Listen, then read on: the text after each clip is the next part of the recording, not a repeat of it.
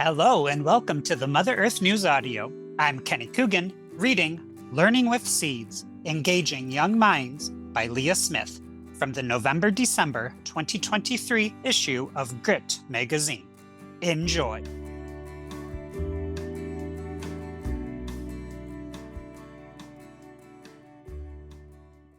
I've always thought seeds can uniquely capture the interest of children.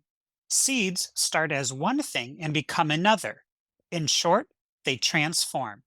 As a child, I wasn't fascinated with pea seeds when I planted rows by hand, but certain seeds always entice me to handle and examine them and to daydream of what they'd ultimately produce. The following plants have intriguing seeds, create harvestable products, or fill important ecosystem roles. And the anatomical features I've highlighted, and these plants and their seeds are well suited for providing children's first lessons in botany. Also known as bachelor's button, cornflowers, Centuria cinace, are beautiful whether fresh cut or dried.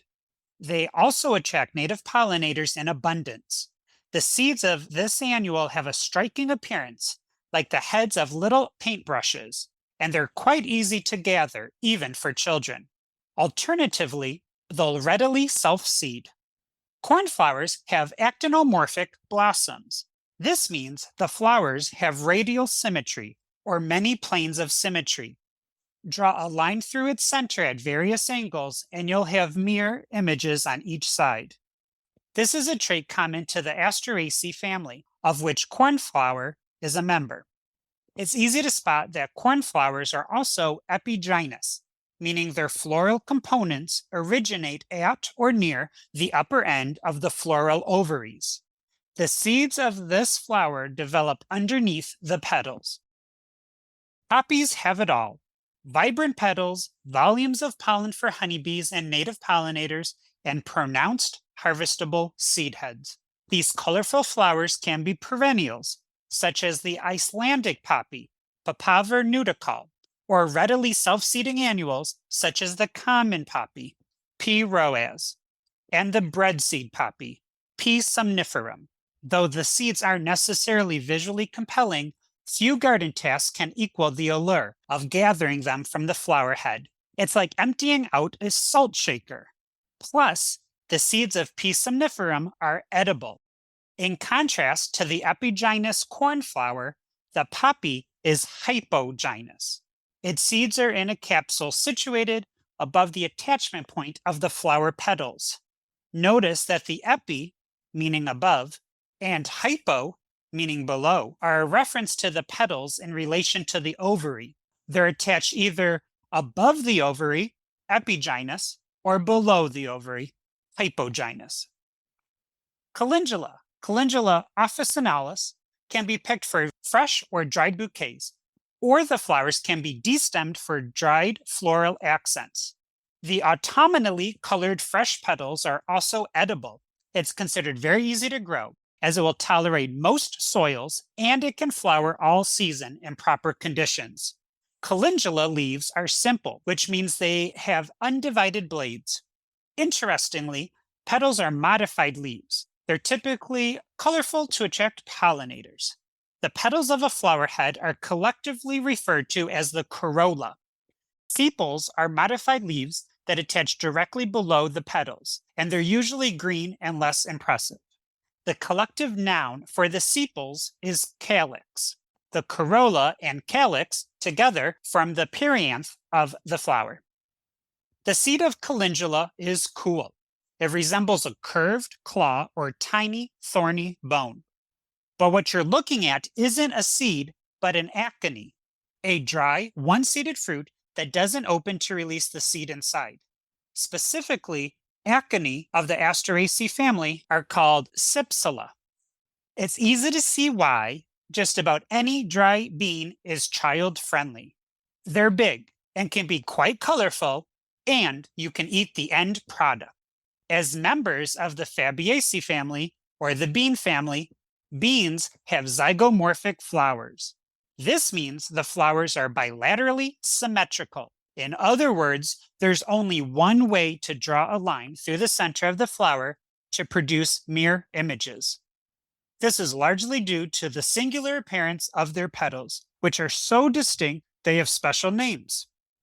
The upper petals are called the standard or banner of the flower, while the lower ones are called the keel. In many cases, with Fabiaceae flowers, the sepals are fused together at their bases, forming what's called a calyx tube. When you apply friction to the seeds of the Nigella sativa, they'll emit a fascinating aroma. How neat is that? To me, the smell seems to be similar to grape. Like poppy seeds, they too can head straight to the kitchen, popular in Middle Eastern, Ethiopian, and Polish cuisines. And they're also found in a showy seed capsule. Sometimes the petals aren't the most colorful and noticeable feature of a flower, the sepals are. This is the case with Nigella, which has relatively smaller petals and large, colorful, petal-like sepals. At other times, petals and sepals can be quite similar, or there may be no petals at all, only colorful sepals. In all cases, the word tepal can be used to refer to the modified leaves of the perianth. What could be better than raising a toy in the garden? Whether fresh or dried, the harvested Tennessee dancing gourd, Cucurbita pepo variety ovifera, spins like a top with a snap of the fingers on its neck. The plants are so easy to grow, vining prolifically and picturesquely, with gourds at frequent and regular intervals. The flowers of Tennessee dancing gourds are sempedalous, a trait found in the squash family. Sempedalous means a flower's petals are attached at the edges, forming a tube. Loved by pollinators and songbirds, and with sweet, often pink petals, here's another member of the Asteraceae family, Cosmos. Cosmos bipennatus is excellent for fresh-cut bouquets, and it's a favorite in both gardens and for landscaping, with its swaying floral heads and feathery or bipinnate leaves composed of many small leaflets. Some plants have bracts, modified leaves, which are easy to spot when cosmos are still in bud.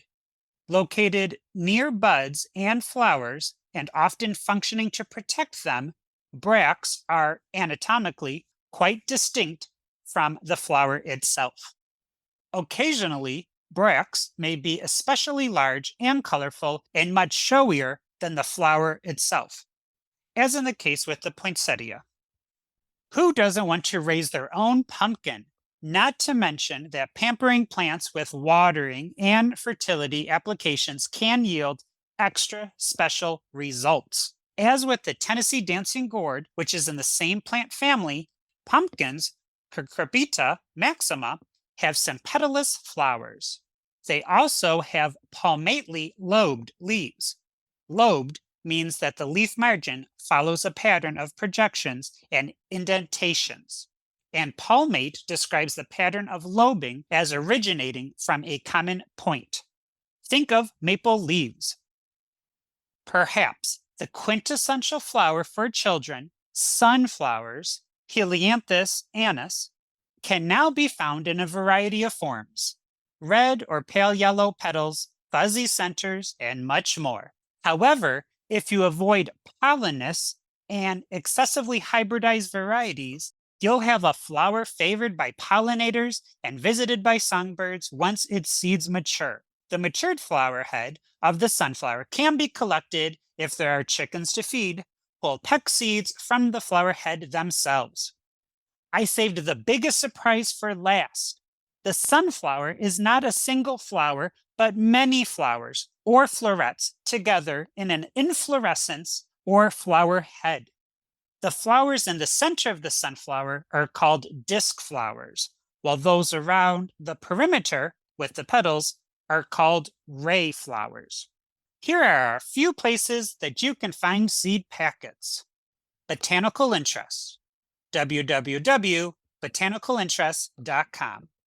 Territorial Seed Company, www.territorialseed.com. Pine Tree Garden Seeds, www.superseeds.com. Fedco Seeds, www.fedcoseeds.com.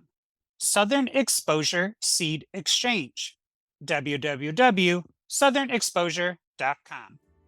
Ferry Morris Seed Company, www.ferrymorris.com. Renee's Garden, www.reneesgarden.com. Seed Savers Exchange, www.seedsavers.org. Now, let's plant some seeds of curiosity and knowledge.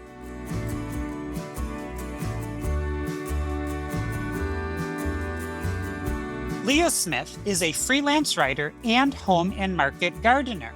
She works on her family's farm in mid-Michigan called Nodding Thistle, certified organic from 1984 to 2009, principally by Organic Growers of Michigan. A graduate of Michigan State University, she can be reached at noddingthistle@gmail.com.